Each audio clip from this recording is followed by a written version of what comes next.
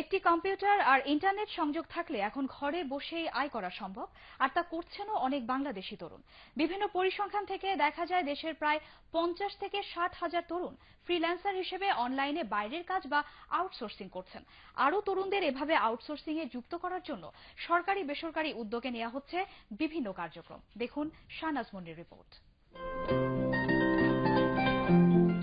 ঢাকার মিরপুরের বাংলা কলেজে ব্যবস্থাপনায় মাস্টার্স পড়ছেন মাহফুজা।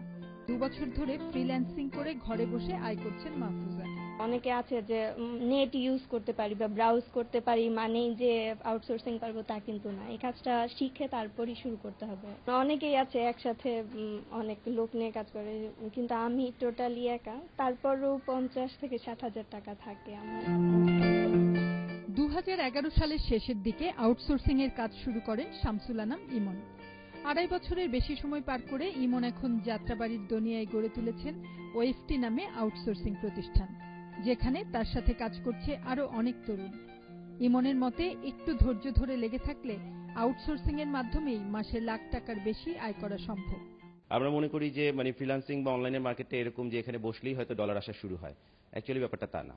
আপনাকে সময় দিতে হবে, প্রচন্ড ভালোবেসেই কাজটা করতে হবে। ধৈর্য, প্যাশন এবং কনসিস্টেন্সিটা, ধারাবাহিকতা, এটা লাগবে। তথ্য প্রযুক্তি খাতে ব্যাপক কর্মসংস্থানের মাধ্যমে যুব সমাজকে আত্মনির্ভরশীল করতে 64টি জেলায় আউটসোর্সিং প্রশিক্ষণ দিচ্ছে সরকার। বেসরকারি পর্যায়েও নেওয়া হচ্ছে নানা উদ্যোগ।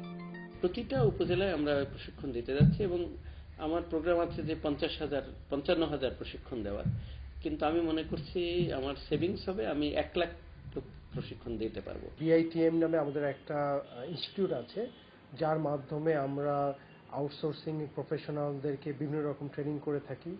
প্রতি বছর প্রায় 3000-এর বেশি স্টুডেন্টস এবং প্রফেশনালসরা বিআইটিএম এর মাধ্যমে ট্রেনিং নিয়ে থাকে। তবে ইন্টারনেটের দাম আরো কমানো, দ্রুতগতির ইন্টারনেট সংযোগ নিশ্চিত করা এবং অর্থ লেনদেনের সুযোগ আরেকটু সহজ করলে এই খাত আরো উন্নত হতো বলে মনে করেন আউটসোর্সাররা। শাহনাজ মুন্নি, এটিএন বাংলা, ঢাকা।